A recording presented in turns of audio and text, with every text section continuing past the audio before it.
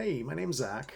So a little over a week ago, I made a post on the Thrift Store Halls subreddit about a find from my local thrift store, in particular this guy. I wanted to give a little quick update to you guys about what's happened since then, what I've discovered about this part since then. As a recap, Monday the 17th, I found this on the shelf in the hardware section at my local Goodwill. Had a price tag of $29.99 on it, and I didn't really know what it was at first. It looked like it could be something special.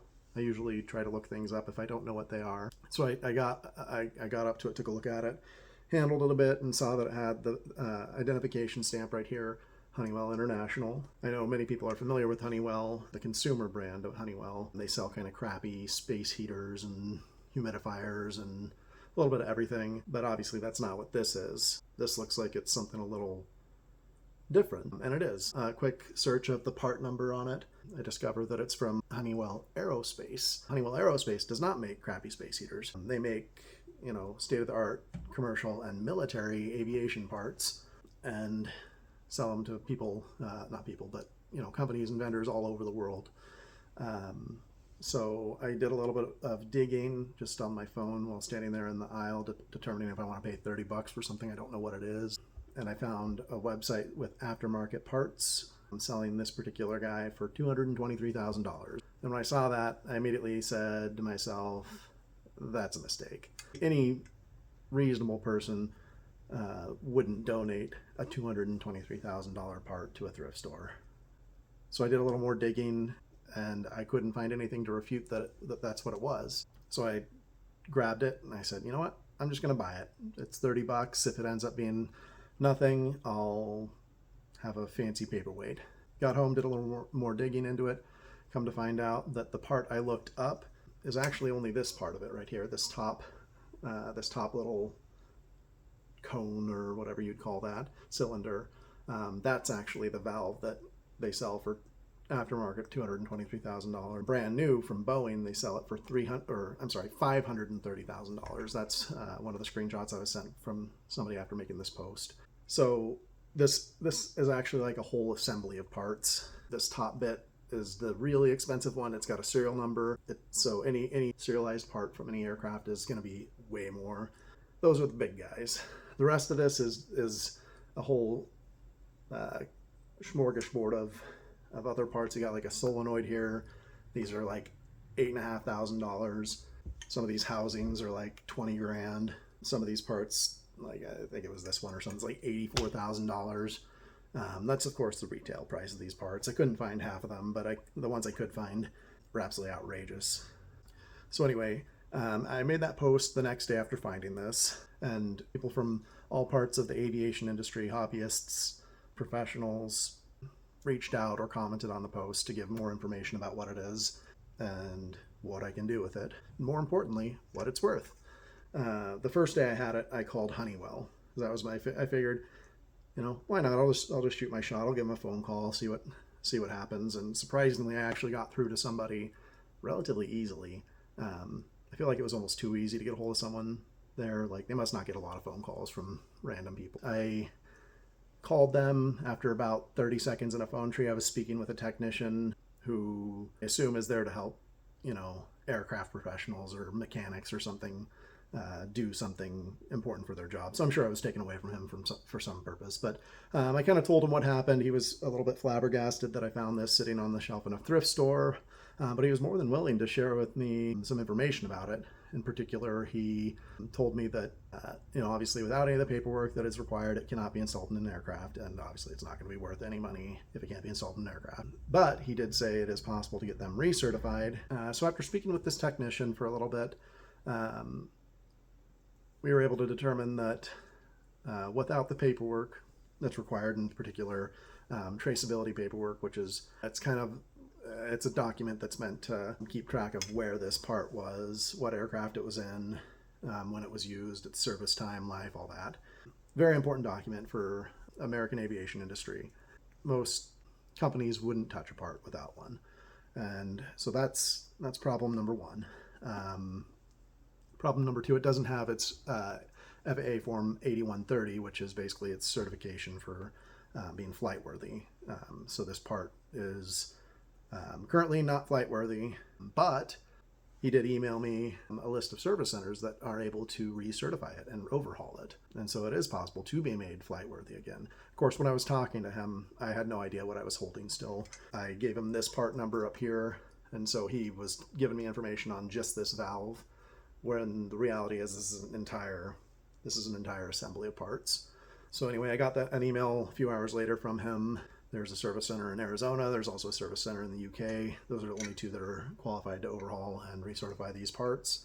If I were to have that done, it would be serviceable again for an aircraft for use. Though an American company still isn't going to buy this. Even with its certification, they're still not going to buy this from me for any amount that is worth selling it for. That was kind of what I thought was maybe the end of things with Honeywell. A day goes by, I got contacted by a journalist from Newsweek. She wanted to do an article about the post that she saw on Reddit. It's like, sure, whatever. She made an article about that, got a few other eyes on it, and a technician from Honeywell actually reached out to me. He said if I wanted to share the serial number with him, he could look it up and tell me the service history of it and what their last information on this part was. And so I did. I gave him the serial. It's under this little sticker. I don't want to disclose it just yet, because come to find out, the part was being used in commercial aviation by one of the common carriers here. And I've reached out to them since to try and find out if they have any information about it as to why it ended up in my thrift store here in central Washington state, sitting on a shelf at the Goodwill. I've not yet heard back from them. So that's why I'm not disclosing the serial number or the airline that this belonged to at one point in time. He was able to give me a little bit of a recap. It originally was purchased in like 2006 or 7, something like that, and installed in one of their Airbus A330. Saw thousands of hours of service at that time before it was brought in for an overhaul, and like 4 or 5 years later, then it was reinstalled, saw another few thousand hours of service, and then it was brought in for another overhaul, which was the last log that he had available to him. Basically, it went to one of the lower tier service centers. They said they didn't have the capability to overhaul and repair it at their location, and that it would need to be sent to the facility in Arizona. This was about 8 or 10 years ago, something like that. And so at that time, the technician, he said that he's really not sure what happened after that. So we kind of speculated a little bit about it, and our thought was at that time they probably determined it was not feasible economically to repair the part. Again, this is 8 or 10 years ago, however long it was. But that doesn't mean that it could not be serviced and repaired. It's just at the time it wasn't worth doing. Now 8 to 10 years later, maybe that's changed. What he thinks probably happened is it was probably scrapped, or meant to be scrapped, and it went to the mechanics to have the part scrapped, and for whatever reason it did not get scrapped. Instead it walked away with somebody, probably. Maybe it was on the up and up, maybe they said you could have it. We don't know any of the circumstances of that. The technician did say it was a bit unusual for a part like this to walk away in this condition. In particular, scrapped parts that are in the hands of the public should not look like this. This looks like a serviceable aircraft part. If this was in a repair shop, somebody could mistake this for a good part, and that could cause a catastrophic accident in an aircraft. That's not something that should happen. Once this ends up in the public's hands, it should be like painted red. It should have holes drilled in it, or someone should take a saw to it, anything to destroy it to the point that it could not be used for commercial aviation, or any aviation part for that matter, which, as you can see, that's not the case. So 8-10 years ago, this leaves the service center that said they couldn't handle it, and then that was it. That was the last known location for it. Now, I live, like I said earlier, I live in Washington State, home of Boeing. Honeywell has an office in Redmond, Washington as well. And so it's entirely possible that a technician that worked for one of those companies got their hands on it and it traveled here with them at some point. And now they, maybe they passed away and their partner donated it to the store, not knowing what it was. I don't really know. That's all speculation at this point. I also posted about it on the aviation subreddit to see if they had any more information. They were a little more helpful from the technical side of things. I spoke with 2 or 3 different individuals who worked for salvage parts companies who had reached out and specific about it, saying that they were absolutely blown away that I found this in a thrift store, that it is a multiple $100,000 part, but it's not serviceable in the US. One individual did tell me that African Airlines apparently are willing to use these with just their recertifications.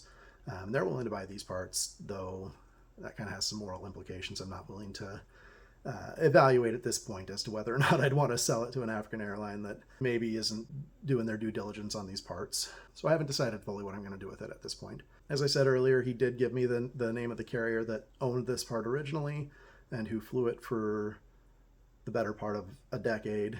I've reached out to them. I linked the story, the Newsweek story, and I also sent them a full picture of the stamp on it with the serial number so they know that it is legit from me. I have not heard back. So that's kind of where we're at now. I'm hoping they don't respond with a legal order saying you have our property, you need to return it or else. I was pretty forthcoming about it, and I told them that I was just wanting to do things the right way. But that could always go that way, and that's okay. It cost me $30. I'm not trying to do anything illegal. If they want it, they can have it. But if it was scrapped and they don't want it anymore, I'd love to know that too, because that lets me know what I'm able to do with it. Whether it is sell it back to them, maybe 8 to 10 years having passed, now it is maybe an economically serviceable part. These somebody who has access to Boeing's portal said that these go for $530,000 brand new for this assembly. So maybe somebody is willing now to pay $100,000 to make it a serviceable part, and the airline would have the documents and the traceability paperwork to probably be able to use it again. I really don't know. That's purely speculation, but that's really all I know about it at this point. I hope that clears things up a little bit. I know it's still kind of in the wind as to what I'm going to do with this part, and if it's even worth the $30 I paid for it. I was told that there's some high-end alloy inside of it, a chromium nickel alloy, that it's probably worth at least its weight in that, which is about $100. As to what I'm going to do with it at this point, it's going to sit on the shelf right behind me probably for the time being. I'm going to hope that the airline it belongs to reaches out to me, responds to my email, gives me a phone call. I give them both my phone number and my email. I'm hoping they respond. I'm hoping it's not scary legal demand, give us our part back, yada yada yada. I'm hoping it's, oh my goodness, how did that happen? Here's some first class ticket vouchers, something like that is what I would prefer. But we'll see what happens. So yeah, that's all I've got. For those of you wondering why I made a video instead of posting about this and just typing it out, just to give you a more thorough breakdown of the part and what I know about it and what it's good for. So just being fully transparent. Love to talk about it more with anybody who got any more questions, or if anyone has any more information about it, please do not hesitate to reach out. I have responded to pretty much every single message I've gotten about this part, and I will continue to do so. Anyway, if you made it this far, I really appreciate it.